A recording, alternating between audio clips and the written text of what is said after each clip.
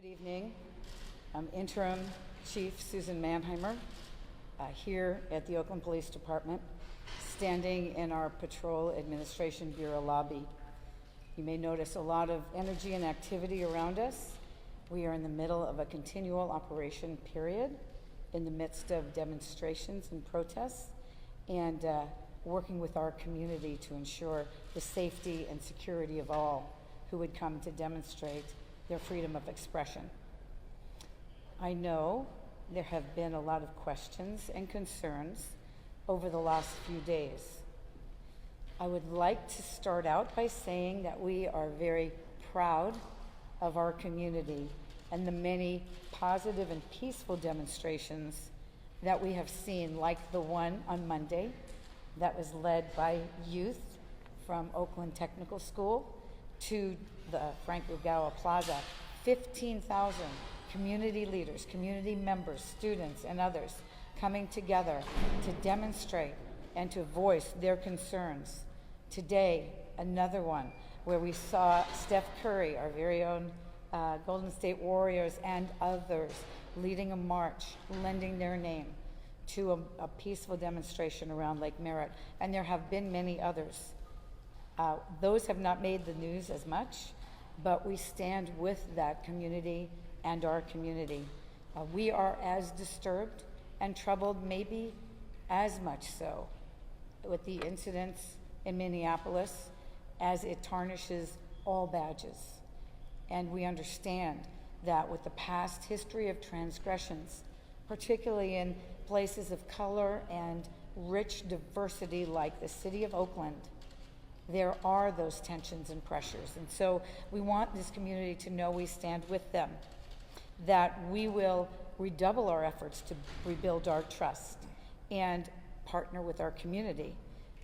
It is our aim to provide those safe spaces and safe places for just those expressions of their freedom of speech and of their concern and dismay about the incidents that unfolded.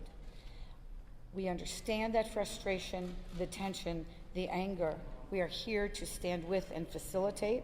However, we are charged and responsible and accountable to that very same community to ensure that we provide safe spaces and safe places, safe neighborhoods, safe merchant corridors, a safe downtown, and safe transit in and out of our community.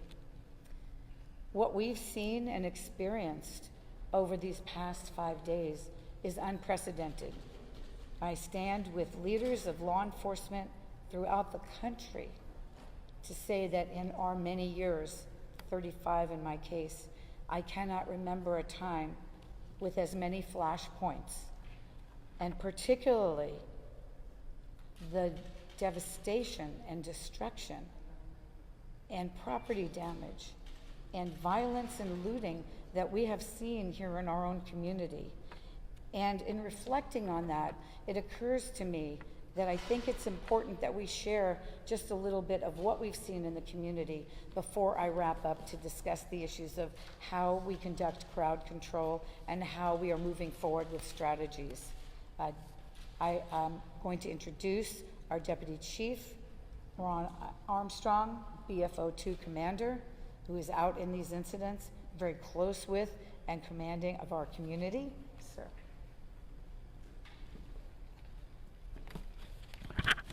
Good evening. Like the Chief said, it's been a very difficult time for members of the Oakland Police Department. These difficult times really started Thursday night when the incidents began to occur in Minneapolis, Minnesota. The burning of buildings, the clash with police led to planned protests in the city of Oakland, where we were advised that they would be also attempting to burn the police department, cause harm to officers, and engage in civil unrest. Our officers have been targets of violence and disruption over the last 4 days. They've endured bottles being thrown at them, rocks being thrown at them, and incendiary projectiles that have caused significant injury to some. We've also experienced the tragic shooting of a federal security officer.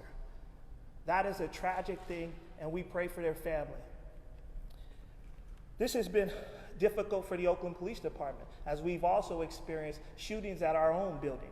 As we have attempted to secure our building, our officers have endured those who have come here with firearms and attempted to assault them. Our officers have had Molotov cocktails thrown at them and fires set by violent criminals. All of these things that are occurring, we still want our community to know that we are doing our best to address the crimes that we continue to see occur. The looting, the destruction of private property has been something that's been our main focus. Business owners, we have heard you. We have heard your calls for help, and we are using our resources, our mutual aid resources, to help support our efforts and going out to safeguard our businesses in the city of Oakland. We have been redeploying our staff throughout our city to help prevent these looting incidents from occurring. We've also been going around the city and making several arrests of those involved in these crimes, as well as recovering several weapons. Some of the strategies that we've used to facilitate these peaceful marches, we have followed our own OPD policy, which mandates that we help facilitate peaceful protests, as well as marches and demonstrations. We continue to utilize the help of our mutual aid staff. These mutual aid resources help the department really begin to refocus our efforts on public safety. They allow us to work closely with our organizers who are leading these marches. It allows us to get closer to our community and try to prevent acts of violence. The last thing I'd like to say is that today, in the midst of our focus around crowd control and protest, there was an incident that was reported on about a gentleman in the 5700 block of Harmon Street that was firing a gun into the community. Officers responded to that location, and we attempted to make contact with that individual. Shortly after, that individual fired multiple rounds again out of that residence. Officers then made contact with other people inside the residence. We also reached out to behavioral health care, our OPD mental health unit, as well as our tactical negotiations team, all of which responded and were communicating with the suspect. I then, at some point in the evening, as we had been there several hours, made a call to a community member who I know has relationships across the city. His name was Melvin Landry. I called Mr. Landry and asked him, did he know this individual? And he said yes. I asked him, could he respond to the scene? And he did. He made contact with the suspect inside the house, who had 2 children in that house barricaded with him, and he was able to negotiate this gentleman releasing both the kids and surrendering without any use of force. So as we continue to manage the protests in our community, we're still addressing crime, and we're still working directly with our community. We'll finish and then take some questions. We'll be limited in our questions as we do have a bit of a demonstration and protest lining up outside, so we're multitasking here.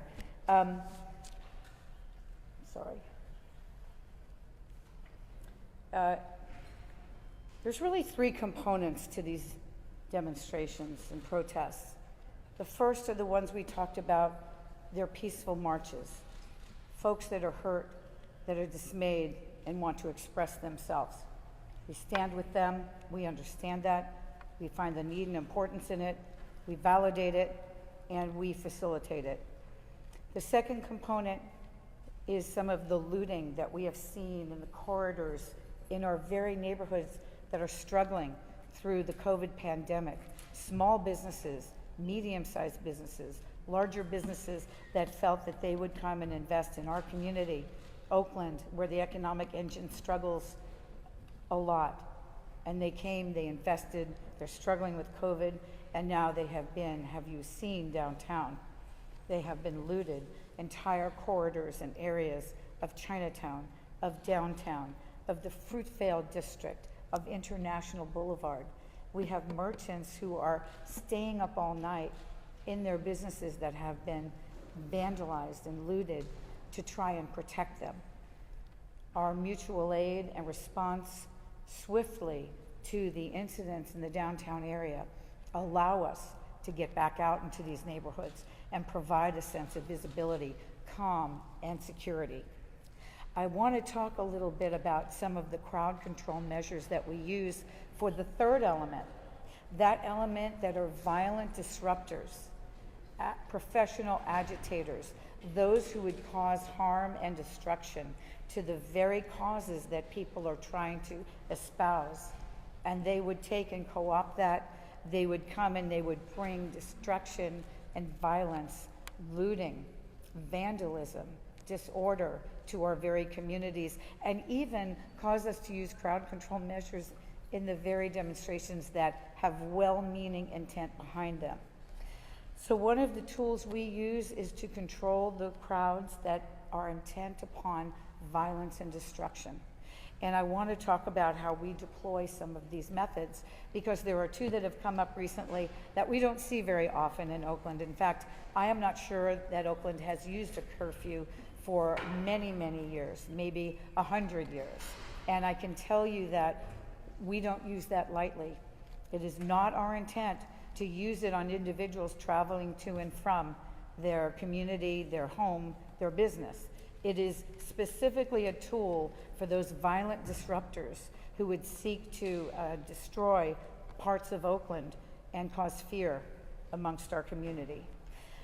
We use it judiciously. We did use it the first night because we had just that violent disruptive crowd. Last night, I am really pleased to say, we didn't use it at all. We had a demonstration right here at our very PAB, Patrol Administration building, in which we sensed it was a peaceful crowd. They were not looking in intent on violence or disruption. And we worked with those because it's not our intent to want to use this curfew indiscriminately. And we make sure that we use it only in those instances where we need to protect and defend our community. Another piece of those crowd control measures, when we do in fact have a demonstration that is disruptive and displays violence, is to use crowd control measures. There are measures within our crowd control policy that contemplate and allow for the use of smoke, distraction, and other use of gas. I can certainly understand the community's concerns. They have not seen that for a long time. It is never our intent to want to use them. However, there are guidelines, strict guidelines of when we will use that. Our policy, our crowd control policy, states that we may use gas or other distractors such as smoke when there's an immediate threat of violence to our community or an officers, when there's damage and destruction of property, and only under the instruction and approval of a high-ranking commander. Just like we used a high level of discretion in enacting curfew, so too do we use a high level of discretion when utilizing these crowd control measures. It's really important that our community knows we don't want to use these, but when we do, they are judicious, and that we need to ensure the protection of those who are protecting our community. As we described earlier, the violence and the projectiles and other implements directed at our officers, we need to be able to ensure that our officers can control and contain a crowd. Now, certainly our dispersal orders, like we used the other night, are meant to provide a warning, an egress out, and it's our hope that we do that. Sometimes we will use gas or other smoke to ensure that we can do that. We don't want to arrest individuals. Other times we will have to use it to ensure that our officers in effecting arrest would not be endangered in doing so. It is really important, and I want our community to know that these interventions and strategies we use are reviewed relentlessly by independent authority as well as within our own department, so that we can learn from them, we can retool our strategies, and we can make sure that we continually improve. So it is not without a high due burden of caution that we would use these methods. And it is clearly designed to provide the safety and security for this great city under incredible strain. Thank you so much, and we will take some questions, but we are mindful of making sure you get out of here before the demonstration. Question I was going to ask you, either one of you. Go ahead. So the charges, I know I said, the charges were upgraded, as you know, today, and 3 other officers were charged with license destruction. But do you think all this chaos has pushed the whole message forward, the message of protesters? Do you think there's any way that this stuff has helped for people to finally listen to the message that these people are saying? Well, I think it helps when we have people peacefully demonstrating. I think people have a constitutional right to come out and demonstrate, and under the circumstances of what happened to Mr. Lloyd, it was appropriate for people to come out. I'm hurt by what I've seen. As an Oakland police officer, as an African-American police officer, born and raised in Oakland, it pains me to see what happened. And so I understand people's emotion, and I understand people wanting to come out and let the community know and let this country know how disappointed they are. But we can do that without destruction. I think that's the point that we have to be clear about, is that this is a minority community that have businesses and that are dealing with a COVID-19 pandemic and struggling, and that looting businesses and forcing some business owners out of business is just not a helpful thing to do.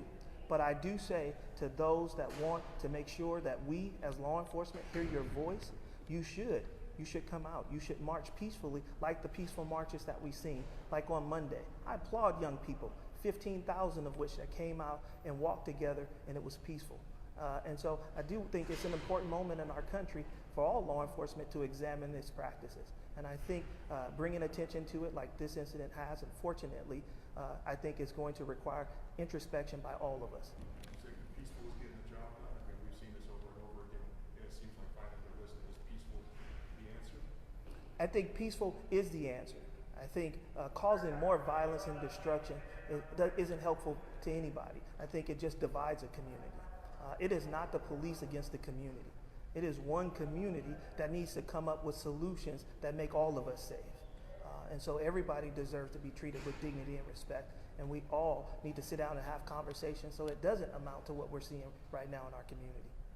There's concerns that have been raised about the use of smoke grenades or whatever it is that's being used. I don't know if it's pepper or it's tear gas or whatever the chemical agent is. There is specifically a city council member who says that some of her constituents were smelling the smoke up 14 flights high.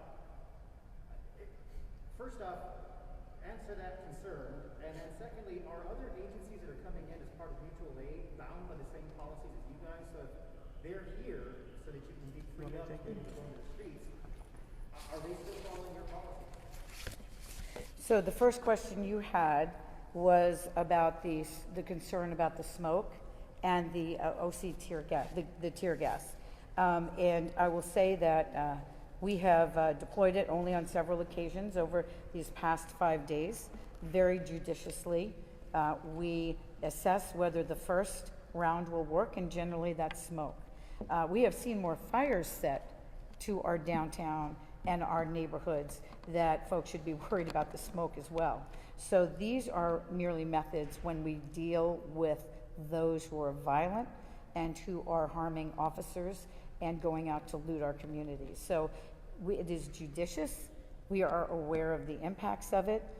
Sometimes it's smoke and it looks worse than it is, but at the same time, we understand that these are last resort measures when our officers, 30 of whom, between ourselves and our agencies charged with controlling the looting and destruction, are taking projectiles and being injured. The second question, remind me. Are other agencies bound by the same policies? Let's talk a little bit about mutual aid. Mutual aid goes through our region. In this instance, Sheriff Craig Aghern and his staff working very closely with the State Office of Emergency Services. Every agency is fighting for the resources because we know that to not have to use force, we need enough of our forces to be able to control them with the least intervention possible. The first couple of nights, we were so confined to the downtown area with the demonstrations and the defense of our building and the shooting of the Federal Protective Service that we weren't able to provide the presence in our communities Chinatown was looted terribly. The Fruitvale District, International Boulevard, drive up and down there and see the destruction. So we do use mutual aid, absolutely. It has doubled our force of protection here. And we have used them to come into Oakland to provide that level of control and containment for the downtown area, so that our folks who know our community, who work the community, have been able to get out in the Fruitvale District and International Boulevard, who themselves are suffering under looting and an incredible amount of violence right now. We haven't discussed that there have been 5 homicides, soon to be 7, since Friday. Shootings, targeting of our dispensaries and our other retail. But yes, to use and bring in mutual aid, we will have to abide by their training and their experience and their use of their tools and resources. We do brief them as part of our policy. We brief them, we ask them what we want them to use. They are very respectful of that. We are all one region together, and we've had officers, and I thank them from the bottom of my heart, that have come from remote parts of California to be here with us, to provide double our numbers, so that some of these officers working the 18-hour days for the 5 days that their days off have been canceled get a little bit of rest. So yes, they are not held to that policy, but we work coordinated together.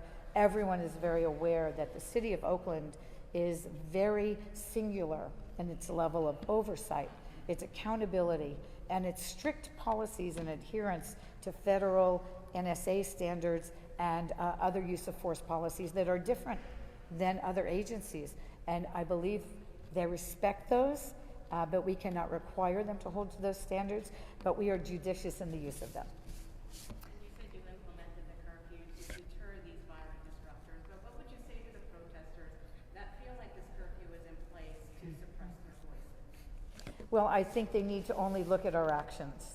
We did not enact it last night. We've worked with everyone. There were students and others out. In fact, I would say as we went out to Deep East Oakland, there were hundreds and hundreds of people out. It's going to be a warm night tonight. This curfew is a tool to use on violent disruptors. And that is what we're going to do if needed. Another last resort. We would like to not have to use it, but that is what it's there for. It's a tool for us. The other day, on Monday, we had the peaceful demonstration. We had another part of that element that thankfully broke off. It was very clear that is not the same crowd. They're donning gas masks. They're stacking up their bottles. I mean, we can read the crowd and see what they are doing. They had making Molotov cocktails. And so we were clear that this was the group we needed to target. And it wasn't, in fact, curfew that was the first disbursement that used the gas. It was only 7:45. It was, in fact, an unruly gathering that we believe was going to be dangerous. And so we utilized that dispersal order. We did utilize the first smoke and gas finally, and we were able to split that group and not arrest them at that time. Unfortunately, later they gathered. They began again to have violent projectiles at the officers and stack up the bricks and other things. And so it was at that time that we did enact the curfew. So it is this very judicious, very strategic and targeted use of these tactics with a lot of oversight, recognizing that our community and our community leaders, our council, are very sensitive to this. And if I could just give you some stats on that, I think it's important. I just want to give you some statistics on the use of the curfew. On the evening that we did use the curfew, we cited 117 individuals. All of them were adults. 72% of those were between the age of 25 and 39. 50% of those were non-Oakland residents. So we want to make it clear that we did not focus this curfew on young people, that this was a curfew that was enforced on adults that were behaving violently and posed a threat to the officers in the community. And so they were cited, and the young people that participated in the earlier protests, most of which were out of the downtown area. One last question, guys. Among those detained and may not have been cited, unfortunately, are a couple of our Yeah. pretty closely. It happened on Monday, happened again yesterday. Do you have concerns about command and control of officers in the streets who are putting reporters in custody? So we have concerns about anyone that is under our control and dominion. We are responsible for them, right?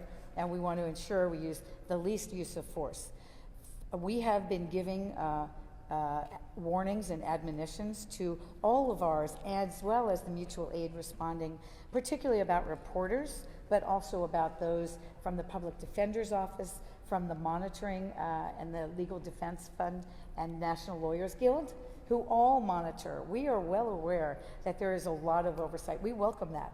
We want to make sure that we do everything right. I will say, and we have, I believe our PIO has had, do you want to speak to the good meeting she had today with all the editors of the media? Thank you, Chief. My name is Officer Jonah Watson. I'm one of the public information officers for the Oakland Police Department. And as the Chief has said, and completely support what the Chief has stated, it's extremely important for journalists all over the world not to have boundaries or blocks where they can't report on what is going on. We recognize that. We also here at the Oakland Police Department value our relationship with the media. We have a very good relationship with the media, and when we learned of the incident that occurred on Monday with one of our media partners, we immediately responded to the scene, contacted their station, and offered an apology. We also are looking into the incident and doing additional training. Just today, our chief addressed the entire lineup as well as outside agencies. We just need to reinforce the education and the awareness about the rights of journalism. And we want to make sure that we support that and that we never impede that. Additionally, a second incident happened that you referred to, Sergio, and again, immediately contacted the station, met with the reporter, listened to the details. We want to balance that, so we want to be very clear that we're looking at the balance of what our officers need to do safely. As the chief said, there's a officer safety issue, what the laws allow media and journalists in the performance of their duties, but also at the same time, we have to have that relationship, we have to have that understanding, not only the laws, the knowledge, but also what is it that we are really trying to do at the end of the day. We want to share and show the stories of what is happening in our communities, our country, and around the world, right? So we have been on the phone with all of the media heads. We have, since Occupy, we have learned some very painful lessons, not only with our community, but with our media as well. And so since then, we have implemented where we meet twice a year with the unions, with SAG-AFTRA, and we continue to build, and we are a completely different agency than we were back from Occupy almost 9 years ago. So to wrap this up, I just want to share with you that not only do we have that phone call today, we also had it almost a week ago tomorrow, anticipating of what events might occur as far as demonstrations, peaceful or non-peaceful, and what all of our roles and responsibilities are. And then moving forward, we set up twice a week that we'll be in constant contact with our media, their bosses, and having those open conversations and dialogues, because we want to learn, we want to be better, but at the same time we have a safety issue, we have a not only a community safety issue, but our officers and also our journalists. It's our job to keep you safe as you're in our community and our town. And we're going to do that right now because we know that there's a demonstration, and we just want to make sure, not because we think it's going to be violent, but because we want to make sure you can get out, not get blocked in, so you can go cover the events of what is happening. That's what we're here for. Completely support what the chief has said. Can I just say, yes. I just want to add, sorry. I just do want to add that it's also critical that they follow the dispersal orders and the law, and that is for their own protection. You certainly, and we will ensure that you have those rights to access, but when the dispersal order is given, I hope that you will safely adhere to that so that then we can work with you after we have done what we need to do in the role of safety and security. So it is my sincere admonishment to you, to our wonderful attorneys and monitors and everyone else who has and should have afforded special access, because you are the eyes and ears and the checks and balances. But when we give a dispersal order, and when we are about to give and we use warnings for gas or smoke or any other interventions, please heed them, because we cannot, at that point, you are actually also breaking the law. And we work very hard to make sure that should that happen, we take the immediate steps. All of our officers have been briefed to know that if you come across someone with the credentials or the green hat or whoever it is, make sure to apologize, call our PIO. But we ask you to heed those warnings as well and not put yourself in the middle of a dangerous situation.